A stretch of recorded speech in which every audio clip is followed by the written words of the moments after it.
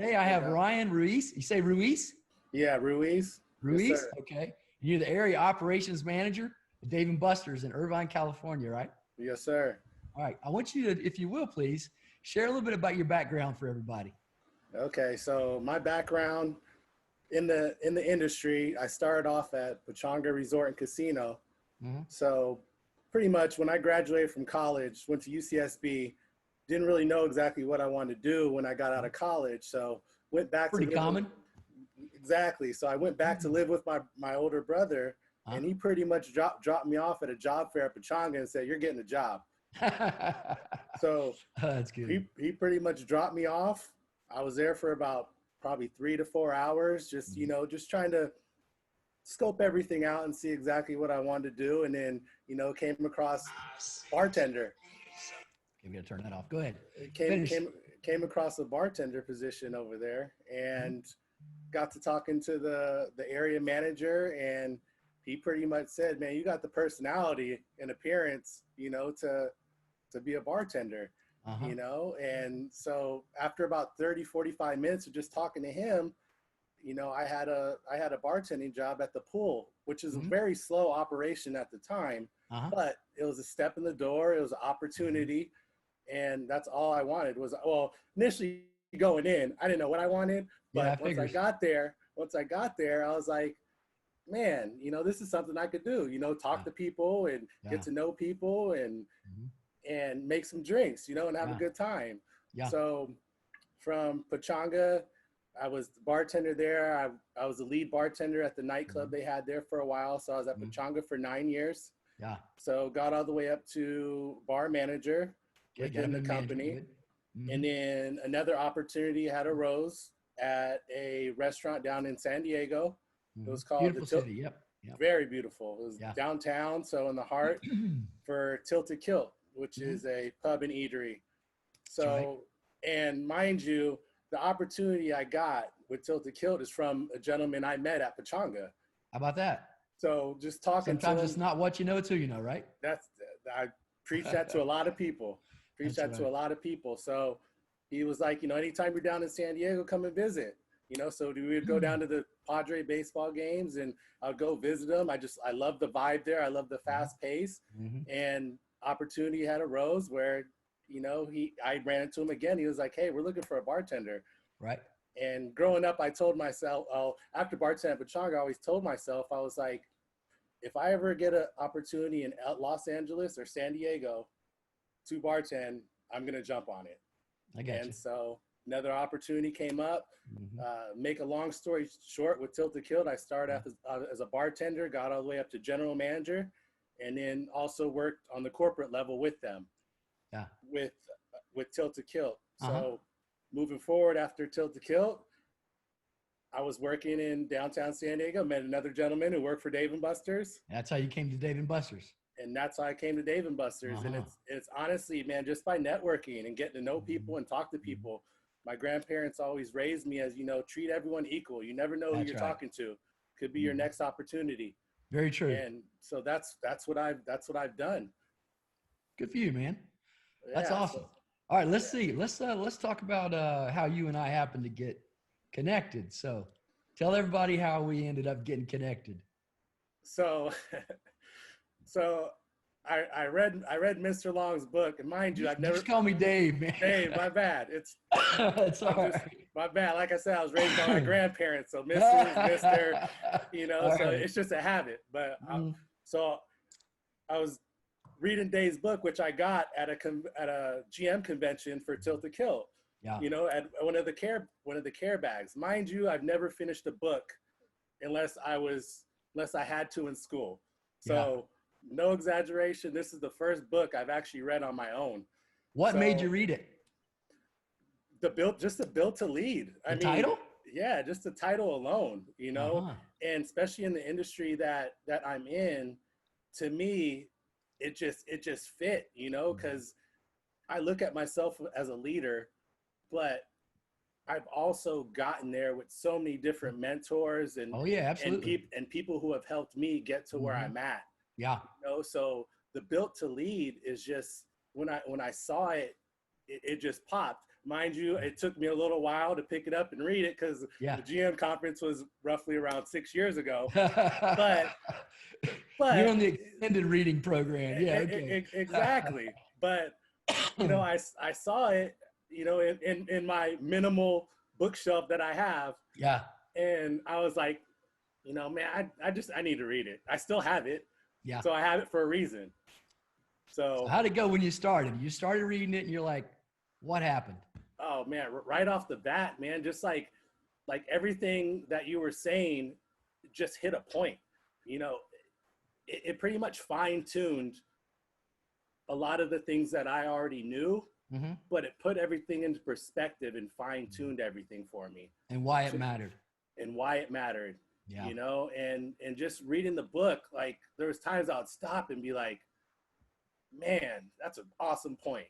You know, and I'm also a quote person. So all the quotes that you had through there, you know, one being, you know, no one likes change except a baby's dirty diaper. I mean, I was like, baby with a dirty diaper. I was like, man, that is so true. That's a Nido Qubein quote. It's really good. Man, he's the president of High Point University in North Carolina. Oh, okay. He's a phenomenal story. You should definitely Nido Qubein. You know, Google him or look him up on Amazon. He's just High Point University president. He's an immigrant to America. Phenomenal story. You'd love it, Ryan. I promise you. Nido Qubein? Nido, N-I-D-O. Okay, yeah. Nido. Okay. I'll send it to you if you want me to. Oh, for sure. I'll get you I'll find the thing to you and send it to you. I'll just send you the book. I probably got a copy somewhere. Okay. Yeah. I'll remember to do that. It'll be much appreciated. I'll definitely. Oh, it's a great book. You'll love it. Yeah. All right. So let's continue with the reading and the impact it had on you. First of all, I want you to tell the story about your wife and your daughters when you were reading. What was that? Your story about your wife and your daughters looking at you weird when you were reading. Oh. Yeah. So every morning, so Monday through Friday now, I take 1 to 2 hours out of the morning to read. So wow, that's good. Every Monday through Friday, you know, 10 a.m. I'm usually up at about 9:50. So 10 a.m. my wife now knows that I'm reading. So when she first walked in the room, she kind of looked at me and was like, "Who's this guy?" She was like, "What are you doing?" And I said, I'm reading. Yeah. And she left the room. Wow. And then my oldest daughter came in and saw me reading, and she was like, "I didn't even know you could read. I've never seen you read a book." Oh no, that's funny. And then she walked out, you know, and then it got to be a routine for me to where, you know, every morning from, you know, 10 a.m. to 11 or 12, you know, I have a book in my hand. Good for you. And in my book, I talk about one of the greatest books to start like a book club with your company. Yeah. Is Dale Carnegie's book, and you're reading that. I actually finished it. Good for you. Man, I'm impressed. That's awesome. I actually finished it 3 days ago. I'm on Napoleon Hill right now. Think and Grow Rich? Yep. That's exactly awesome. what I'm on right now. Look at you. Yeah. I'm impressed. Yeah, me too. Wow. Me too. Be real humble about it now. Hey, yeah. But I mean, the thing is, I mean, each book, you know, I firmly enjoy, you know, I mean, it's motivation, you know, it's all knowledge, you know. I was like you, Ryan. I was like you in school. The stuff they made me read, I didn't want to read. And my own father planted a seed in me that my book planted in you about continuously learning and improving and reading and just gaining the knowledge and the wisdom from others. You don't have to reinvent the wheel, man. It's invented. Just use it. You know, you keep learning. You learn from the mistakes and the victories from other people and the life lessons involved. And my father, when I was 15 years old, he said to me, he said, "Son, you want more friends?" And I said, "Yeah, why?" He goes, he hands me this book. He says, "Read this book." He handed me Dale Carnegie's book, How to Win Friends and Influence People. Dramatically changed my life for sure. And powerful book, as you well know. You just read it. It's a great book. So my wife told me about this book about 7 years ago. Oh, did she? Yeah. So she good for her. She actually had it on her Nook app. Oh wow.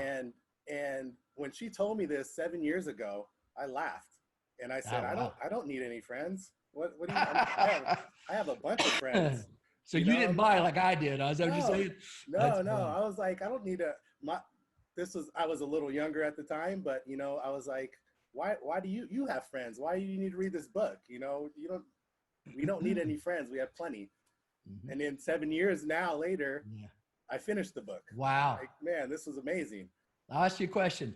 If you could go back in time 7 years, would you have read that book then? Absolutely. Wow. See, that's the thing. Yeah. People don't know what they miss until they find it. Yeah. If I would have knew what I knew now, years ago, I would have been books deep. Not a collection like yours, but yeah, I got a big one. I would have had a nice little collection. Yeah. In my book, Built to Lead, that you read, the first book, I talk about book club, and you said something about possibly wanting to start book club with your people. Explain what you think your perspective of book club is and why you want to start that with your people. I think with me, a book club it shows initiative towards your team members, for one. Mm-hmm. That you're going above and beyond to try and help them and train them and mold them, into, maybe you as a leader, share your knowledge with them. Yeah. Or bring something out of them that they didn't even know they had. And yeah. And I think in these clubs, like you said, in your book, you have this round table, and people are going to be quiet. They're going to be quiet the first couple of days, first week, 2 weeks, 3 weeks. Yeah. But eventually, they're going to get more comfortable, more familiar with you as a person, being me, and their fellow team members, to where they feel more comfortable, open up in certain situations. Mm-hmm. And with opening up in that book club, I think it's going to also veer out to the floor when they're working the floor. Absolutely. They feel they're around team members that they could trust, that they're more comfortable with, and they appreciate, and that's going to lead to guests having a great time. Exactly. It's just a chain reaction. Yeah, it's a powerful takeaway. Exactly. I would say this: when you do your book club, the books that you choose, this is critical. Don't pick a business book. Don't pick a business book, how to be better at sales. Yeah. No, you pick books like Dale Carnegie's book. Yeah. Why? Because it makes those people better as individuals. Mm-hmm. They have a better personal life. Mm-hmm. One of the things we've done, I bought Dave Ramsey's Financial Peace University, personal, finance course. Mm-hmm. We played that. We've done that 3 times over the years. Now, why would I pick a personal finance book or course for my people to watch or read? Why? Is because I want them to have a better understanding of the power and use of money and how it can get you in trouble if you don't use it right. So when you help your employees, Ryan, become better at managing their money, well, I'll use my own example. I used to have a lot of my employees come borrow money from me all the time. Mm-hmm. I can count how many times in the last decade people have come and borrowed money from me on one hand. Before, it was this many every 6 months. So by helping them have a better life, they credit me for that. For sure. They know that I've impacted their life. When I wrote the book, I did book club. I did it on Wednesdays at lunchtime. I would buy pizza or subs or whatever, and I would pay, and we'd all sit around, 11 of us. We sat around the table, which you read. Mm-hmm. And, nobody, like you said, nobody wanted to say anything. First week, the second week, started it in the third week. And then by the fourth week, it was on, baby. Everybody was talking. That's what you want. Exactly. You want everybody. It builds your culture. Mm-hmm. That's the thing. And people will say, well, Dave, everybody reads the same chapter. You're going to have the same takeaways. No, your Uncle Bob and his life story, I don't know.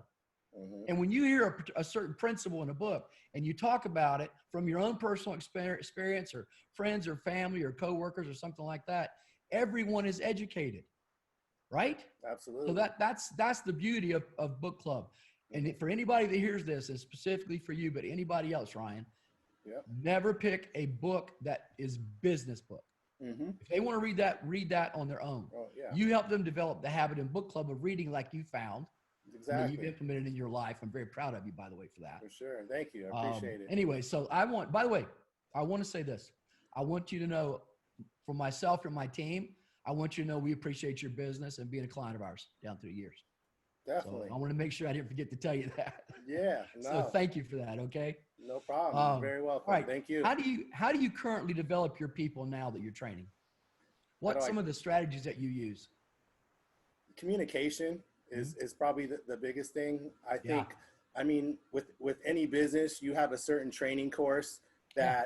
that you go by. But to Yeah. me, it's training is an ongoing thing. Hmm. You know what I'm saying? Yeah. Even with me, I'm by no means is anyone perfect. Absolutely not. I'm still learning. Yeah. I was fortunate enough to be in the same business for coming up on, 20 years, Yeah. but I was always taught, share your knowledge, Yeah. knowledge is power, and There's an old Chinese proverb: when you're green, you're growing, and when you ripe, you rot. it's a great So saying. always be growing, always be Yeah, green, for, right? yeah, for sure. And so All right. definitely, yeah, that's great. And All so, right. Go ahead. with my employees, Mhm. even throughout every shift, I go by the three hows. So Okay. I always start off with how you doing Okay. during their shift, how's it going? Yeah. At the end of the shift, How'd it how'd go? it go? That was an easy one. So, That's good. but it's the simple things though. It is. It's those simple things Yeah. that people cherish, and that people are like, man, that was real cool for him to ask how I was doing today, because you never know how somebody's doing, and a lot of times people won't tell you. But then Yeah. there's other times where if you do ask someone, how they're doing, they do need someone to vent to. Oh yeah. And as not only a manager, but as a Mhm. person, I feel obligated to be a listener, Yeah. to help Yeah. them as much as I can, Right.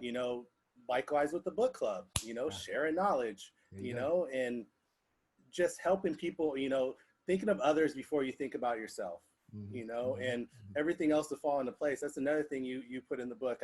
I can't remember exactly the quote that was used, but, building others and pretty much everything else will fall into place for you. Yeah. You'll grow. Yeah. Oh yeah. You grow others. Yeah. Build yourself, build your team, and together you'll be where I got the name of the book, Built to Lead. Exactly. So that's Yep. that's the power about it. Now, what other ways do you mentor your people? Let's say I walk in as a new employee. What's the strategy? When they first walk in, I try and get to know them a little bit, Okay. get to know their background, how long they've been in the business. I try not to push the envelope too much, Mhm. just because the last thing you want to do is have a bad first impression on Oh someone. yeah, yeah, no doubt. So I try not to push the envelope too much, but Uh-huh. just to get to know them, because I go off past experience. I have previous managers that, in a sense, didn't ask me the right questions, didn't ask me how I was doing. And you remember that. So all the stuff, good and bad, I take into consideration. With this manager, they didn't do this. Yeah. So let me implement that in my leadership skills. I got you. This manager was awesome with this. So that's what I try and do with my team members is, when they first come in, is get to know their background in the industry a little bit, so I kind of have a feel with where they're coming from and how to assess and approach a situation. Mhm. Mhm. All right, let me ask you this. What's your philosophy on recognition, and why does that matter to your people? Recognition is, to me, it's a vital piece in any business, because it shows that you see the work that they are doing, Mhm. and we have a couple recognition programs in place right now where, if we see someone doing a good job, we give them a raffle ticket, Yeah. and they get to put their name on it, and they put it into a big spindle. And then Yeah. at the end of the week, every Monday, we choose a name, and it's called our prize board. They can Yeah. choose from about 8 different prizes on what they want, whether it be, some signed memorabilia, a gift Uh-huh. certificate to another food outlet, Yeah. movie tickets, whatever it may Good for you. be.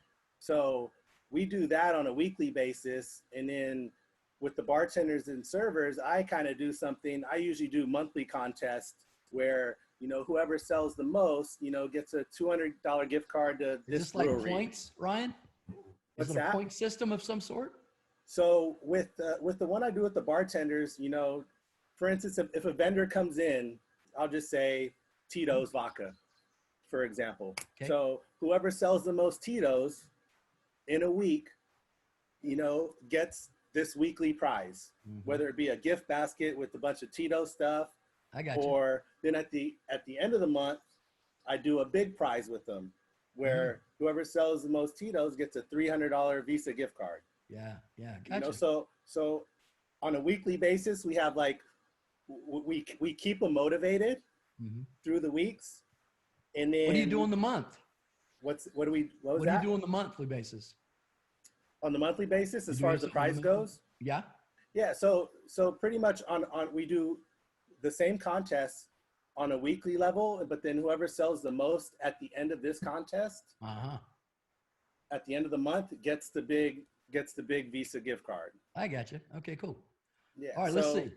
I would say this. Where do you see happening in the next 3 to 5 years? As you have the crystal ball and you look out there, as far as it will affect the restaurant business, what do you think about that?